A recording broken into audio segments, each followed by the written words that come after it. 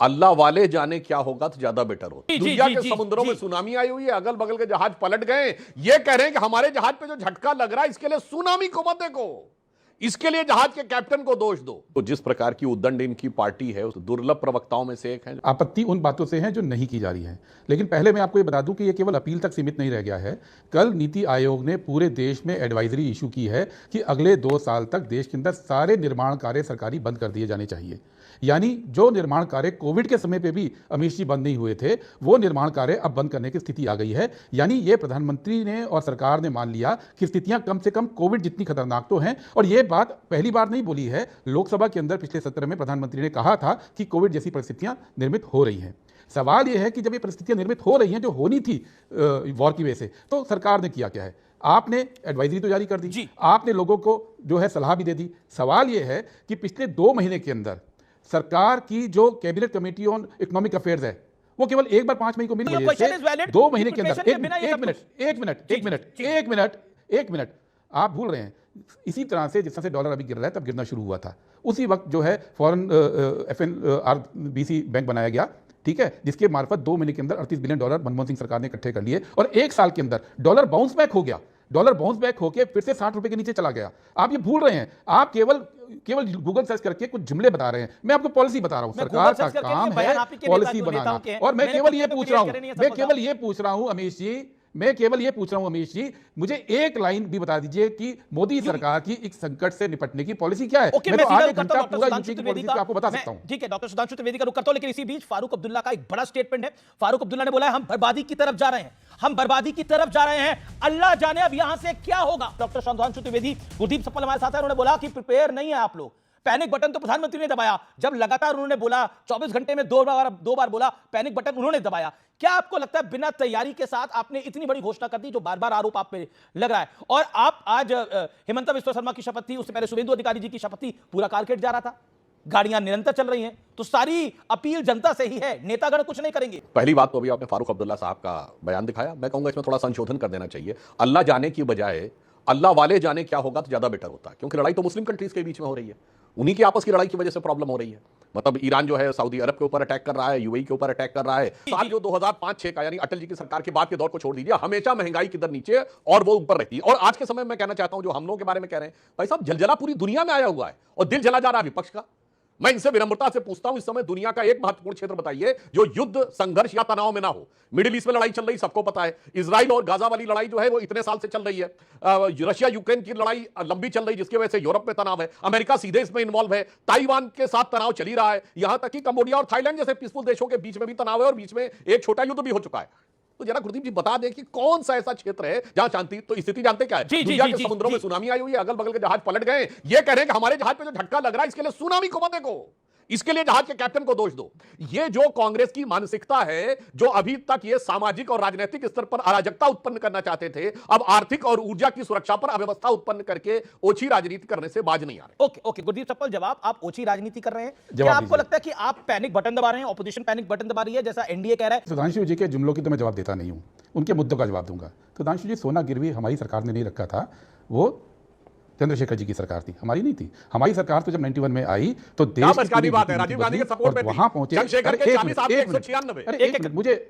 मुझे बोलने दीजिए ना, ये पूरी दुनिया को पता है। यशवंत सिन्हा जी आपकी सरकार में वित्त मंत्री बने, आपकी सरकार में वित्त मंत्री बने थे वो। 1 मिनट, ठीक है, ये पूरी दुनिया ने देखा था।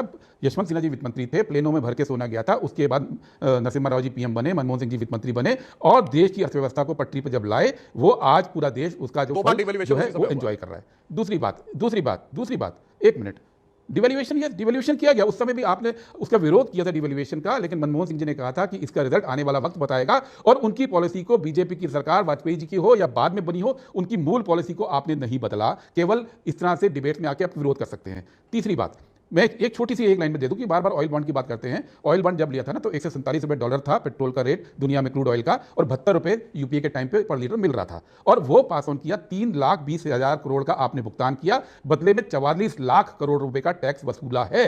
44 लाख में से आपने 7% अगर पुराना भुगतान दे दिया, कौन सी महान बात की। और जो आपने कर्जे लिए अभी 10 साल के अंदर, मोदी जी बने थे PM सुधांशु जी, तो देश पे 57 लाख करोड़ का कर्जा था, आज 219 लाख करोड़ का कर्जा है, ये कौन निपटाएगा?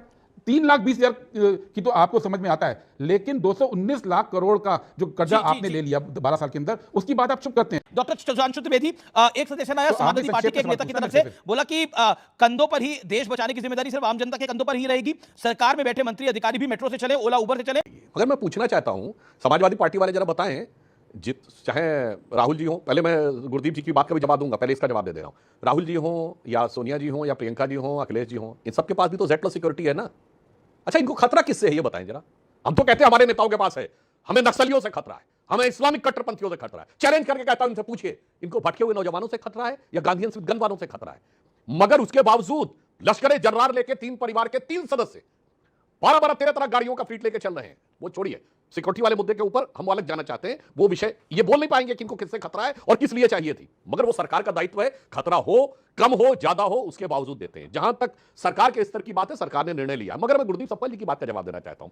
कांग्रेस के लोगों की यही समस्या, इनसे व्यक्तिगत नहीं कह रहा हूं, कैसे झूठ बोल के बचने का प्रयास करते हैं। दिसंबर 1990 में वीपी सिंह सरकार जाती है और 3 महीने के लिए चंद्रशेखर जी की सरकार राजीव गांधी की कांग्रेस के सपोर्ट पर आती है 196, और उस समय सोना मतलब सारा गड़बड़ 3 महीने में हो गया, और उससे पहले कुछ गड़बड़ नहीं था। तो मैं सब प्रमाण बोलता हूं, और इसके लिए गूगल सर्च करने की जरूरत नहीं है, आपके दर्शक जाके गूगल सर्च कर लें। 1980 में भारत का फॉरेन एक्सचेंज रिजर्व $7.5 बिलियन था और चाइना का $2.8 बिलियन। वहां से घटते घटते 1990 में इतना कम आ गया। भाई साहब, 80 से लेकर दिसंबर 1989 तक किसकी सरकार रही? इंदिरा जी की 2/3 बहुमत की और राजीव गांधी की बहुमत की, और सारी गड़बड़ हो गई 3 महीने में। फराज भाई, इस क्राइसिस को आप पॉलिटिकली यूज करने का प्रयास कर रहे हैं, भारतीय जनता पार्टी का यह आरोप है। अटल बिहारी वाजपेयी जी आज इनकी जगह बैठे होते तो वो ये ना बोलते कि अल्लाह वालों के लिए। ये एक किसी कम्युनिटी को ऐसे बोलना अटल बिहारी वाजपेयी जी की विरासत नहीं हो सकती। खैर, एक भारतीय अल्लाह वाला आपको सुधांशु जी, बड़े मंगल की, आप भी क्योंकि लखनऊ में हैं और बड़ा मंगल बहुत अच्छी तरह से धूमधाम से मनाया जाता है, तो आपको बड़े मंगल की बहुत बहुत हार्दिक शुभकामनाएं एक अल्लाह वाले की तरफ से। आपने पूछा कि पैनिक कौन फैला रहा है। पैनिक इस देश में 2 लोग फैला रहे हैं, एक रुपया फैला रहा है और दूसरा आदरणीय प्रधानमंत्री जी ने फैलाया। अब मैं क्यों बोल रहा हूं, देखिए बहुत बात होती है, अक्सर सुधांशु जी भी बोलते हैं। अखिलेश जी, मैं अखिलेश जी को कोट कर रहा हूं। अखिलेश जी कह रहे हैं दरअसल देश के लिए संकट सिर्फ एक है और उसका नाम भारतीय जनता पार्टी है। बोला सोना वोना इकट्ठा कर लो अपना। आप नहीं, देखिए क्या गलत बोल रहे हैं, क्या गलत बोल रहे हैं। आपको याद होगा गलत तो मोदी जी भी नहीं बोल रहे हैं, वो प्रधानमंत्री को गाली दे रहे हैं। आपके मेंबर ऑफ पार्लियामेंट प्रधानमंत्री को गाली दे रहे हैं। वो कौन सी गाली दे रहे हैं आप ज्यादा जानते हैं। नहीं, देखिए लोधी जी गाली दें या विजय शाह जी कर्नल सोफिया कुरैशी को बोले आतंकवादियों की ये बहन है, वो दोनों चीजें गलत हैं। लेकिन अभी आपने बोला ना, हमारे राष्ट्रीय अध्यक्ष आदरणीय अखिलेश यादव जी का जिक्र किया। मैं तो पूछना चाहता हूं, सुधांशु जी बैठे हुए, 2016 में आदरणीय प्रधानमंत्री जी ने नोटबंदी की थी और उसके 3 फायदे उन्होंने बताए थे कि कैश इन सर्कुलेशन कम होगा, नंबर 1। नंबर 2, उन्होंने बोला था कि फेक करेंसी जो है उस पर बड़ा प्रहार होगा। नंबर 3, उन्होंने बोला था कि आतंकवाद कम होगा। 2016 के बाद से, नोटबंदी के अगले साल 2017 से लेकर के और पिछले साल तक लगभग 638 करोड़ के जाली नोट जब्त किए जा चुके हैं, और 2022 में ये 382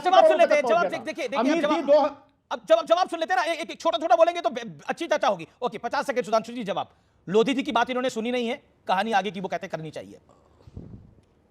नहीं, वो देखिए, फराज की दुबई साहब समाजवादी पार्टी के बहुत दुर्लभ प्रवक्ताओं में से एक हैं जो बहुत पढ़े लिखे होते हैं। अब इनकी समस्या है कि जो जिस प्रकार की उद्दंड इनकी पार्टी है उसको किस प्रकार से डिफेंड करें। मगर जो आपने एक फैक्ट बताया फराज साहब, उसको जरा पूरा बैकग्राउंड चेक करके बताना चाहिए। आपको पता है कि 1995 में WTO से जो एग्रीमेंट हुआ था, उसके चलते हुए पेट्रोल पे सब्सिडी भारत सरकार की खत्म हुई 2010 में, और डीजल पे जब मनमोहन सिंह सरकार थी तब तक सब्सिडी थी, वो सितंबर 2014 तक ही लागू थी। ऑटोमेटिक विड्रॉ हो गई अक्टूबर 2014 में, यानी उसके बाद भारत सरकार कोई सब्सिडी नहीं दे सकती थी और LPG गैस की सब्सिडी भी खत्म हो गई। तो इसलिए जो लोग, इसीलिए सब्सिडाइज सिलेंडर उस समय मिलता था, जो सब्सिडाइज वाला 400 का मिलता था, जो आज तक के लोग गाना गाते हैं, ओपन मार्केट का 1241 रुपए का था। चूंकि वह अब सितंबर के बाद 2014 के बाद व्यवस्था ही लागू नहीं है, इसलिए उस व्यवस्था की आड़ लेकर मई 2014 में साबित करने का प्रयास आपके जैसे बुद्धिमान प्रवक्ता को करने से बचना